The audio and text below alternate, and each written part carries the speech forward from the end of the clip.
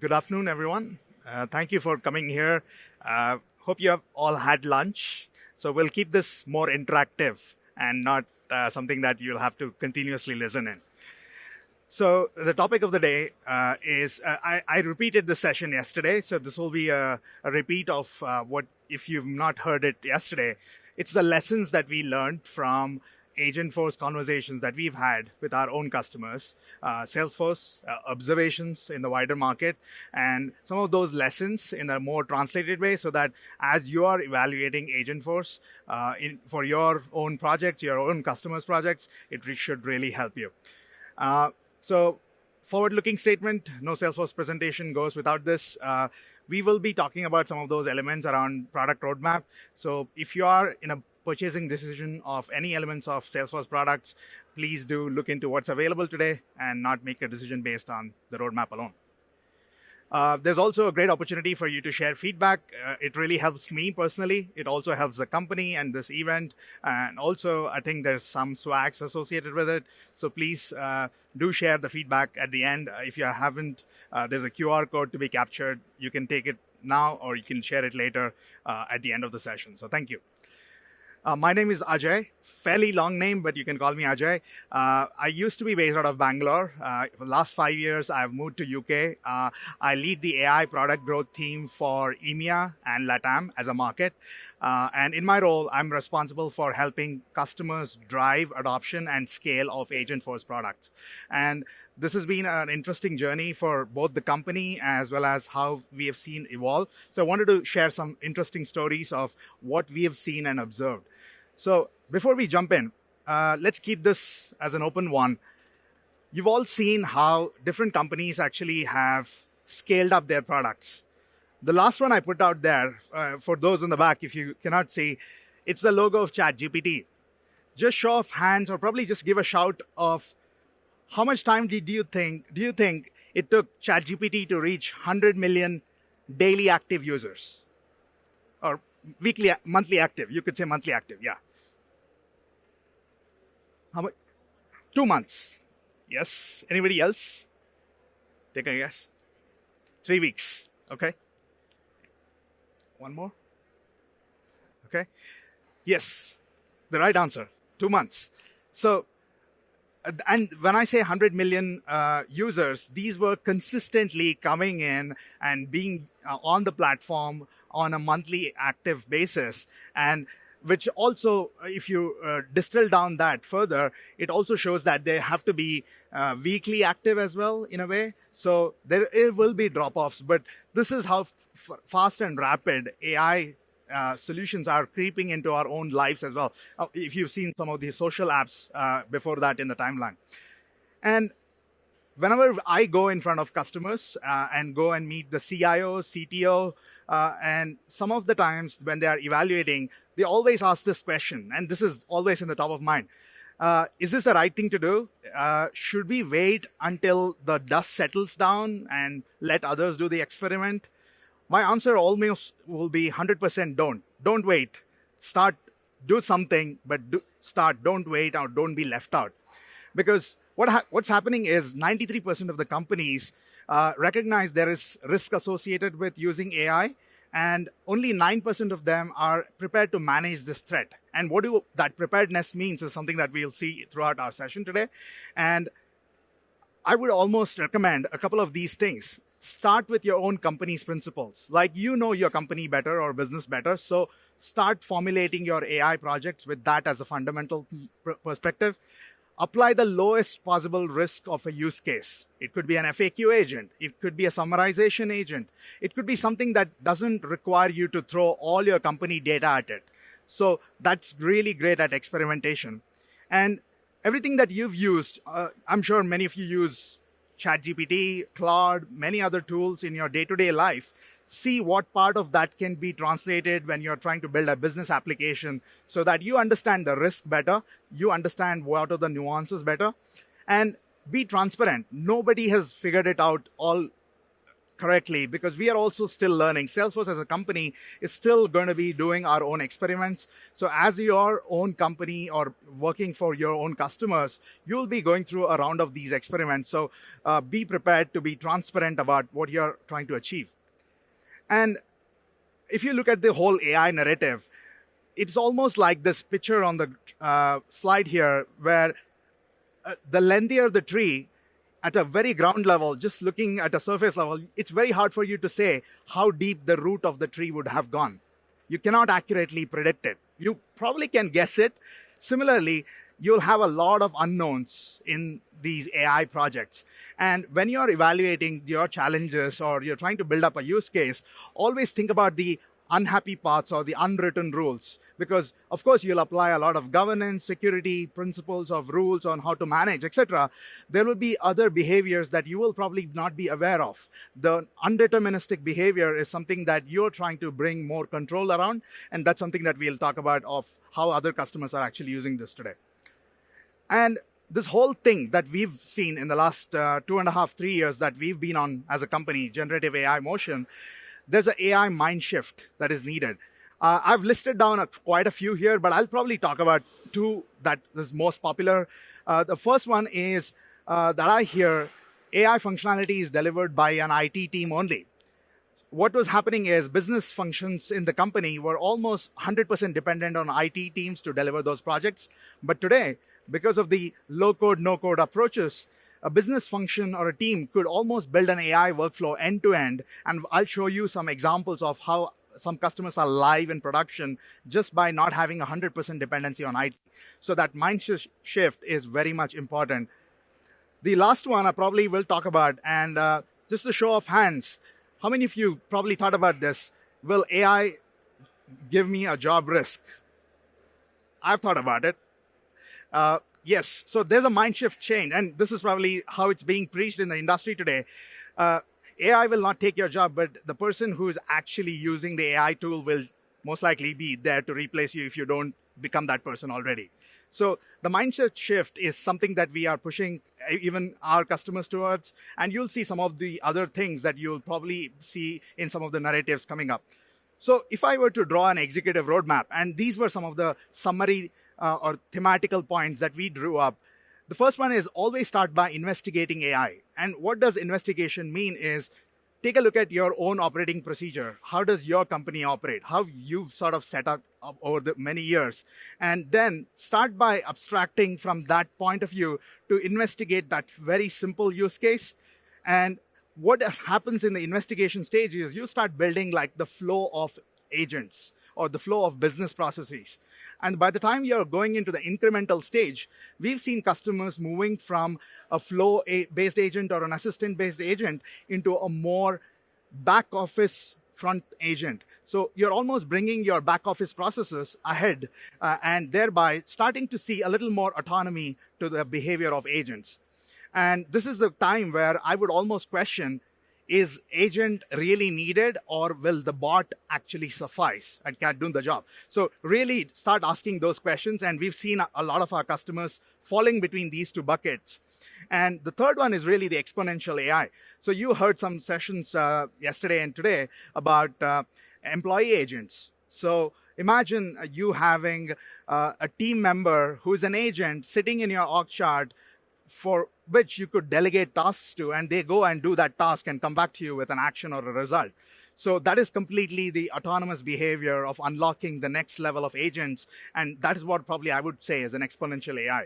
A lot of customers that Salesforce today has sold solutions to, implemented solutions for, are probably in between the stages of investigating to an incremental AI. There are very few customers who are ready to move on to an exponential AI, and that is typically what is going to be determined based on the maturity curve.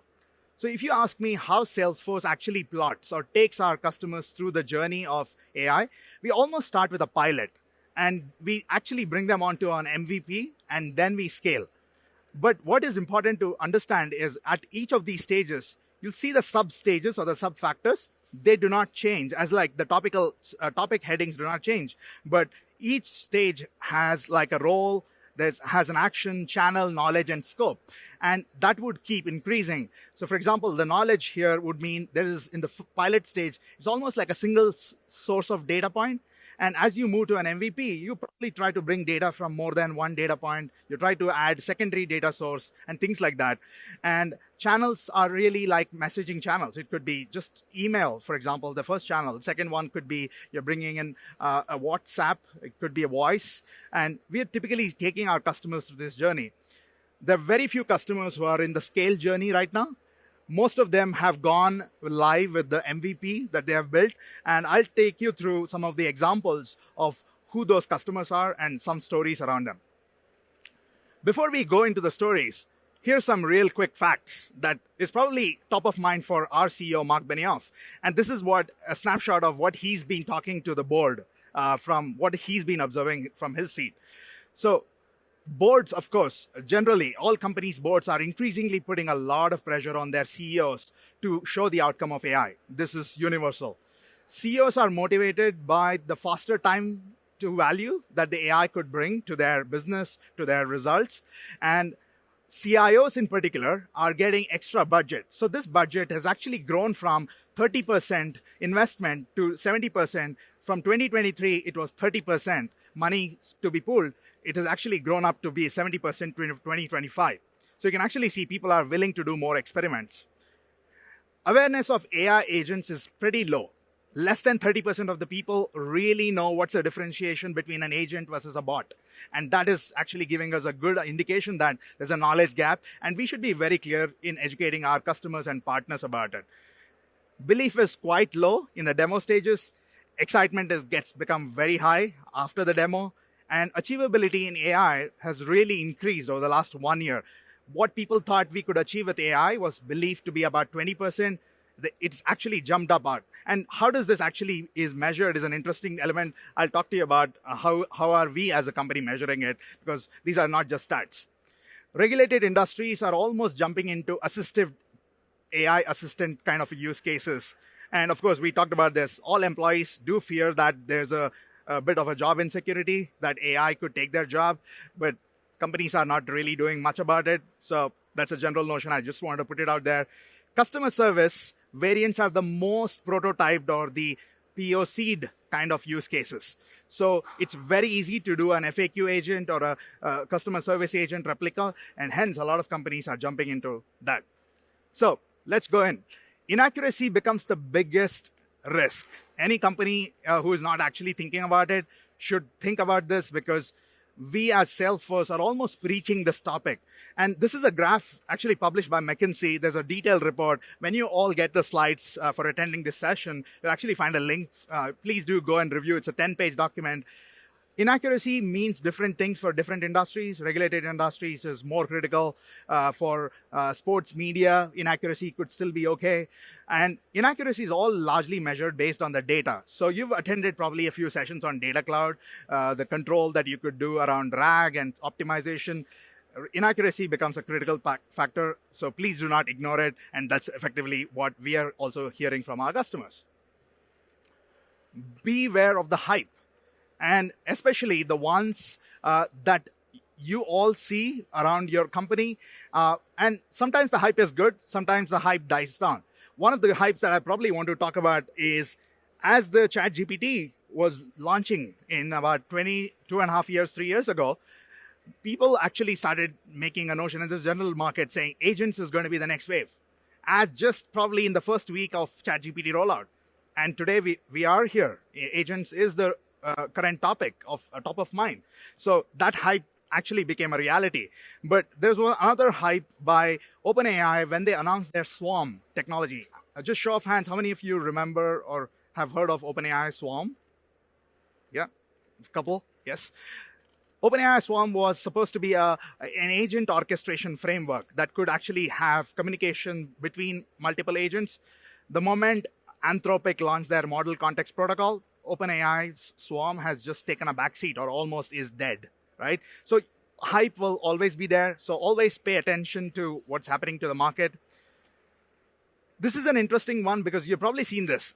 This is Salesforce's view of agentic lifecycle. And just like a software development lifecycle, we have a very strong view on how customers and our partners should develop agents. And we have a very well formatted way in which we've been packaging tools at each stages of this agent development lifecycle. One of the things that you shouldn't never overhype is how much time it takes to test an agent. Because to actually talk about some of the things that we talked about previously around inaccuracy, the best way to overcome inaccuracy is to test your agent. And Testing Center is the pivotal element that not many people realize we have as a baked-in product functionality within Agentforce. So when I go in front of customers, and I'm just probably put in a few use cases, customers often expect us, Salesforce, to come ready with use case and a mindset. Like, for example, I went to speak with one of the larger banks in London. They're probably the top 3 banks. And the CIO wanted us to tell them what would be the 4 most forward-looking use cases that we could do with Agentforce for them.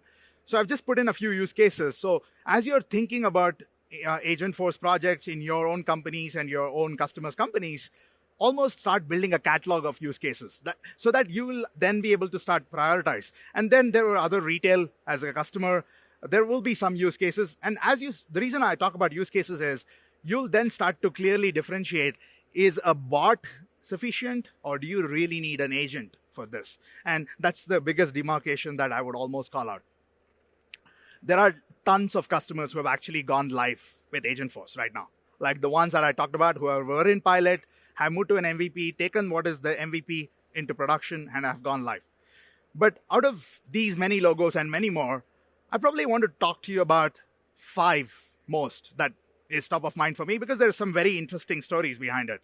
Secret Escapes. I'm not sure how many of you have heard about Secret Escapes. It's a luxury travel booking, hospitality booking platform in Europe. They manage about 60 million European customers.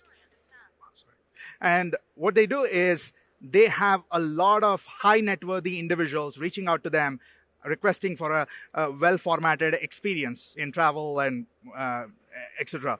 So they actually use Agentforce, which is live right now, and they had 45% reduction in the customer support handling time. And this is across the whole European region, around 60 million customers. So we'll talk about them in more detail. Wiley. I'm sure many of you have heard about Wiley, the book publisher. They actually had about 213% ROI. And there's an interesting story on how we measure that ROI, which I'll come to later. Wiley is a very seasonal business. They actually are in a lot of rush window when the universities are just about to start or when the semesters are changing or students are moving between semesters. So they had a big surge that we could help them with. Finnair, if you're flying to Finland, Finnair is their national airline, and you heard about the story with Air India. We were able to put in 25% reduction in their employee onboarding time. So employee onboarding for Finnair is a little more complicated journey. They expect their employees who are customer service agents to also act as sales people because it's like a role double down, and hence the onboarding journey is twice the time than a single persona role. Pandora is a very interesting one because we were able to use Agentforce to resolve the customer support tickets and give them a boost up from between 30 to 60%. And these are some real world stats that we've been able to prove. And for Heathrow, which is where I've personally been able to test this, the accuracy of the responses on a Heathrow Agentforce deployed agent is 95% accurate. And because it's so undeterministic behavior, you could be finding a customer who can ask, I'm getting down at a gate A, I need to move to a gate B, but in between I also need to pick up something from a duty free for my grandchild, and I just need to know what is the approximate time my flight would take for me to reach my gate. So these questions cannot be pre-programmed. These questions will need to be fetching data from the real-time plane information and other details. So for Heathrow, we are able to accurately get them up to 95% accurate response. And that other 5% is the one in which there are human abbreviations in which we need to escalate it to a human. For RBC, Royal Bank of Canada, we were able to actually give all their 4,500 financial advisors time back. And we'll speak about what that time back means. It's basically helping all deflect a heavy percentage. For Wiley, which we talked about earlier, the cut down time was from 6 weeks to 6 hours. And this was the time it took for them to transition from some of the incidents that they had reported with. So Wiley is an interesting one, which I'll double down more on, because they were already using Salesforce Service Cloud, and they were an Einstein bot customer as well. So with Agentforce coming into picture, this was a customer who both wanted to use the predictive and generative world together. And when they saw what reasoning engine Atlas could do for them together in the context of Data Cloud, it really helped them change the game, because we actually were able to bring in 40% call deflection. Does everybody here understand what is call deflection? Okay. So every time if a company is getting a call into the call center, and if an agent is able to resolve it, then you actually measure it as a call deflection, a data point. If it is not able to handle it and needs to escalate it to a human, you then don't put it in that category. So 40% of the time, the agent was able to solve the query without actually leading to a human. And the time to value, some of these incidents for Wiley is very interesting, because if you've used a Wiley book, you'll actually find there are some code samples or project samples that each of those books have. And what happens in a Wiley project book or a computer science topic book is these code samples keep changing depending on the version. Sometimes the code samples do not work. So a lot of students who have paid hundreds of dollars for these books reach out to this publisher saying, hey, the code sample that you said you would give me, I need it for my project, doesn't work. How can I help fix it? The Wiley support engineers are not technical, as in they are not developers sitting there who could actually help them figure out why this code sample is not working. It was actually given to them by the author. So it takes them a long time to go back to the author and verify what changed. Has the code been changed? Has the repository been moved? Something has broken. So that time was about 6 weeks, average troubleshooting time. And we changed it to about 6 hours, because we are now able to ground a lot of that data into Data Cloud, and with a much more longer context history. So you really see that value coming up scale for Wiley. So time for some head nods in the room. Yes, no. These are some of the wider observations. The first one, security and compliance. How many of you who've been evaluating or using Agentforce see this as the topmost priority? Yes. Yeah. Because without this, I would almost urge you not to start your project or not get into Agentforce issue at all, because you heard about Salesforce as a deeply unified platform, and you saw the trust layer, but there have been very few sessions around Agentforce guardrails in TDX. So keep an eye out for what we are announcing around Agentforce guardrails. We are going to be doing some pilots which are active right now. And security and compliance becomes the most important element before you even jump into starting your Agentforce project. And this is the topmost concern exhibited by any customer. Even after they go live with Agentforce, they still want us to be maintaining that security and compliance for them. So you'll see a lot of parameters around this. The second one, the Goldilocks around agent scope. And the reason I put it out here is you almost will start. I did urge you to start by scoping a project. And this is exactly what our customers do. And for a very simple agent use case, when there is just one action which could almost be deterministic, the question becomes, do you really need an agent? And as you start increasing the complexity of the scope, you'll actually find yourself, if you add more than 10 topics and it's orchestrating several tools, it looks like it is an agent, but let's continue. And the scope, as the scope widens, you'll actually find yourself, you'll spend a lot of time trying to troubleshoot or debug. So just a tip here that's probably undocumented on our website or anywhere else. Can you take a guess on how many instructions is recommended to have in a topic? 2? 20? Anybody else? 10? Yes? Okay. 10 is actually the accurate answer. It's not documented, so I know we are recording this call, but 10 is a number which we safely recommend. We've had customers who even put like 55, 60 instructions in a topic. And what happens is, whenever you have to debug or troubleshoot, the layering of some of those topics or those instructions become too hard when they are being parsed at a Atlas reasoning engine. So ideally, the undocumented number that I would say is keep it at 10. If you want to add more instructions, go into another topic, break it down. It becomes easy, and you'll thank me later once you start seeing your agent becoming more complex. Nod number 3, you're seeing pricing to become more and more cheaper in terms of tokens value is actually on decline. This tokens price are not going to go up anytime soon. And number of agents adoption is also picking up. There's going to be an inflection point where you'll actually find there are certain roles in the industry which will be challenged because an agent could almost do that role. And there will be a time, and again, I'm not put a timeline, there will be a time which will come around for certain roles or certain types of roles in the industry where human seats will start continuing to go down and the agent consumption on that and those kind of specific roles will continue to go high. Anybody noticing this pattern in your companies or surrounding? Okay, that leads us to the next one. How AI is impacting people today. And this is our customers telling us this story. So customer service, there's about 19% average turnover that companies have reported to us saying they've actually moved away physical humans, 19% of them as a transition in which agent is actually able to do their job.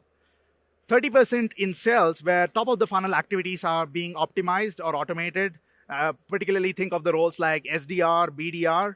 You could automate that, and that's effectively what we've heard. Middle management, CEOs, the company CEOs, think that the middle management is become very heavy. They want to delayer them. What that means is they want to see and examine if that middle layer management is really needed or should we just break it down a little further. So 56% of the CEOs think that. And these are all the surveys that we conduct after our customers have come on board Agentforce. And outsourcing, 93%, 95% of them still think that AI-based solutions could actually help them in the next 2-3 years. So any outsourcing business, it could be recruitment outsourcing, project outsourcing, there's a heavy chance that if you're that middleman business which is involved in that outsourcing, a lot of that could be optimized. The reason why I'm telling you this is these are some of the signals that we want to be more transparent in sharing with this community and trying to tell you what we are hearing from our customers, but also something that you probably could take back as your own learnings. So the evolution of work, because it is connected to the next topic that we are going to go into, the evolution of work is more or less, you heard other leaders talk about, think of it as like the jobs to be done. But the way I would see it is, it's more than the jobs to be done. It's about discovering the new jobs, right? And what do I mean by that? You're almost looking at additional use cases which probably is going to be more creative. And this is the one that is the augmenting the human capability today. And the way we have done this at Salesforce is, I did talk to you about the pilot, MVP, and scale, remember, a few slides ago? We actually put in a lot of customers through pilot journeys initially. And some of the logos that I actually personally got involved and have worked with, the pilots have been those customers. And the reason I wanted to put it out there is in pilot, you actually get to experiment quite a lot. And once the customer completes the pilot, we also almost take them through a journey called activation journey, which is the MVP journey. And we then moved some of those customers from a pilot bucket into the activator bucket. And you'll actually see some of these customers who are in the activator bucket about to go live. Some of them have gone live, etc. At this stage, I want to show you a quick snapshot of what are the pilots looking like. And some of these pilots are already live. Some of you may have already gone on board and have been plugged into it. But keep an eye on some of the other upcoming pilots. If you're a customer, if you're a partner, you can talk to the account manager or the account AE from Salesforce and ask them how you can get plugged into this, because I definitely recommend you to take a closer look into these pilots, which gives you like a quick preview of some of these product innovations that we are doing. So more on pilots, we can cover offline. But one thing that is more accurate than anything else is the way you derive value is by being iterative. That agentic development lifecycle that I talked to you about, beyond the first use case, it's almost about thinking, how can I optimize? That's the question that our customers are asking. Okay, I've deployed an FAQ agent. What do I do next? How can I actually go to my second use case? Can I just increase the topics? Can I just increase the instruction set? Does that actually optimize the agent more? It's a continuously being asked question to us. And I would almost see this as the pattern that we've been publishing. Service agent, I did talk to you, it's the most easiest, most POC'd or the most prototyped agent for Salesforce. And every time a customer is actually building this with us, they almost have that foundation of topics, instructions, actions, and knowledge that they work with. Start from there, start something simple, but as they continue that journey, they continue to add on other agents with us. And what has become universally a truth for us is no matter how many more other agents get added, at the end of the day, the value continues to multiply for that company. And I did cover a multi-agent orchestration in a different session today, so I'm not going to be covering that. So you will all have agents that you'll probably will see coming from Salesforce. You'll also be in a scenario where you'll have agents that are outside of Salesforce. So it's all about how do these 2 or 3 agents work with each other. And there are a few stories that I wanted to share. And this 22% is the fact that whenever you hear a story, you have 22% higher chance of retaining the facts than just reading something. The first one is Royal Bank of Canada. And Royal Bank of Canada, their wealth management division, came to us with a very unique challenge. The first one they said is, we have customers who are spread across the globe, and they need financial advice to be given to them. They come seeking financial advice at very odd hours. Luckily, our financial advisors work from 9 a.m. to 5 p.m. Canada time, and we are not able to fully serve them. So they wanted something like a 24/7 wealth advisor, somebody who can almost augment a human behavior in advising a lot more portfolio-based solutions, investment options, etc., but not really making the investment decision on their behalf. And they came to us with this problem statement. And in a matter of few months, we were able to scope their first agent use case, and we were able to provide a service agent that could act as an advisor agent. And that is today live with Royal Bank of Canada. You probably will hear the CEO of Royal Bank of Canada speak in a more public forum sometime soon. Remarkable. How many of you have heard of the brand Remarkable or used their product? It's an e-ink tablet, a small company, about 50 to 60 employees. Their tablets are meant to be not distractive, like you can only just write, and it's a black and whitish or a few colors, just meant for writing and reading. Based in Oslo, Norway, 50 to 60 employees. The CEO actually came to Mark and said, oh, we are actually getting a lot of product demand, but I don't want to hire more employees. I want to be able to scale with existing employees, and can Agentforce help me with that? That was an interesting one, and when we dive right in, we saw that they're spending a lot of time answering questions. That was most of their time was going in answering questions.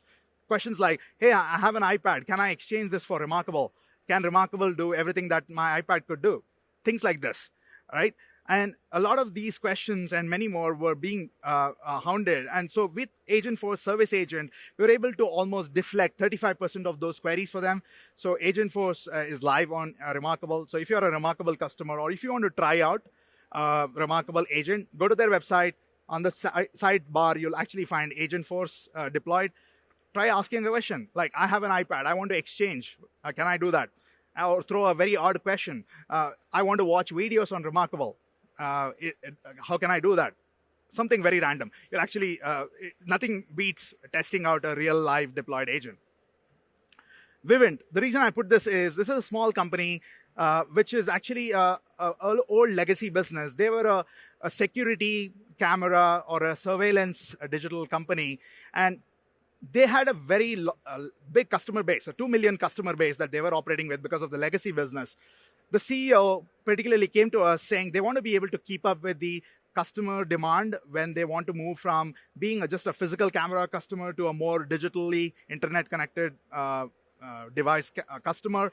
And again, it was their servicing department that we were able to help with. And we have an agent that is deployed live for Vivint as a brand. So at this stage, I want to probably spend some time talking to you about how do we at Salesforce analyze a customer. And this is important because this is probably not shared ever before outside. And what we want to share is a story of secret escapes, which I talked to you about. So when brand like Secret Escapes came to us, and you would almost find this like how Salesforce operates. We almost go in with a mindset to look at what's the addressable market for that customer, right? And we map it out at a very detailed level. So you'll find a lot of my research notes. I was part of that account when we were trying to close them and how they were coming on board with us.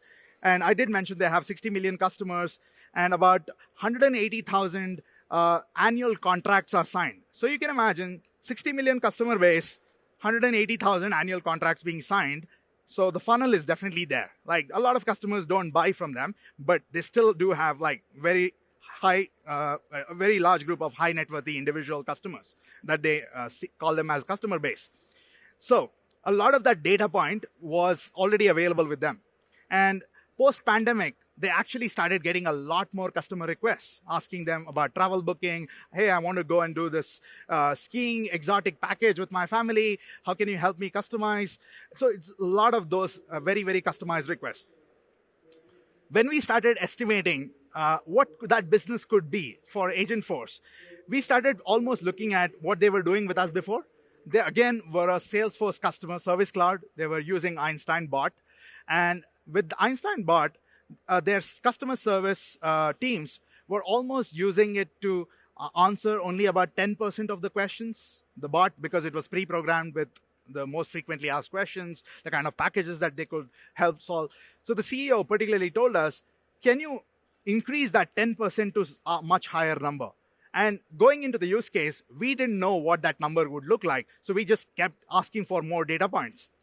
And when we sort of continued down this journey and we closed that deal, we were sort of estimating that we could take that number from a 10% resolution to a 30% in the first use case. And then the call handling time, we could reduce that down to an earlier number that I mentioned, 45%. That was the estimated guess that we took we could do that. And as you can see, the pipeline is building for us. When we as Salesforce look at any customer, we almost look at them through this funneled view. And what does this funnel mean? The job is not done as soon as we close the deal, but the customer has to go through the deployment phase, taking it to testing, production, consuming, and the cycle would continue because if they have to create a second agent, they almost come back in the growing and expand and start all over again or with a second use case or a third use case. Many of you might have seen a brand named Adecco. Publicly, the CEO said, with Agentforce, they have almost launched a second subsidiary company, which is powered by Agentforce. So that is the extension of the use cases I'm talking about. So coming back to Secret Escapes, we provisioned this customer in a very short span of time. And there were some interesting data points. So we had to load 60 million member records into Data Cloud. And then we also had about 200 plus knowledge articles. And of course, those 180,000 annual contracts that they were signing with their customers. All of that had to come into Data Cloud. Previously, scattered across multiple sources. Then we had to optimize for RAG. And then, of course, mentioning that when these things came into our own systems and Data Cloud could understand it deeply, we had to bring it into topics and instructions so that agents could use it for solving, answering questions. And when the agent was created, again, remember the first data point I mentioned, that business teams do not have to have 100% dependency on our IT. We actually proved it with them. Their business function teams were actually able to create an agent and deploy it into production in 2 weeks' time. What was about to take 6 months before in a pre-agentic era, it was actually because a handoff from business to IT and then IT testing it and all of it. With agent creation, with the agent builder tools that we have within our platform and testing center, etc., their business teams were able to deploy in 2 weeks' time. So that is from ideation phase completed to really building it out to production is 2 weeks. And their own head of business particularly was surprised that their own teams, which are not technically capable fully, could actually deploy an agent or could actually take it to production. And this is a real world story. And what that agent ended up doing is started helping with a lot more use cases like flight cancellation details, special requests, and customers coming with special needs at specific times. And as they're thinking about these expansion use cases, they're talking to us about how can they continue to expand, how can they continue to enrich, and they're already thinking about the multimodal, multi-channel with us. And we are right now in that growth journey with them, where they are talking to us about, they have some customers who just want to book a honeymoon package just by talking on a live chat, a customer who wants to get an exotic dinner booked on the coast of Amalfi just by sending a text message. They don't want to come onto the website and browse. They just want to text a number that, and by the sheer identification, that agent should be understanding who the customer profile is based on their history and give them a couple of those packages. And then the last one is another channel like email. So today, where a brand like Secret Escapes is, they're already talking to us about expanding their use case beyond the knowledge agent use case, which they are live with. So the reason I am taking you through this journey is, as you are seeing, building an agent, even though it is fairly quick and simple, it looks very easy. As a company, you should have a much broader vision. A company like Secret Escapes, many of you in India may not have heard about them, and we are trying to do similar learnings with customers here in this market. You'll actually find we are spending quite a lot of time at each stage with the customers, just because it's not a one-time done and dusted.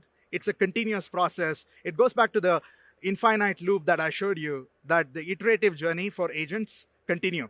So I probably want to leave you with these tips. That is probably a summarization of what we have learned. Start small, but scale wisely. Use the human in the AI loop collaboration approach. Manage your expectations, keep it realistic, and always lead with trust principle. And of course, there are a few others around experimentation and AI innovation. So you'll get all these slides sent over to you. But thank you for listening in, and hopefully you got something useful from this. Thank you.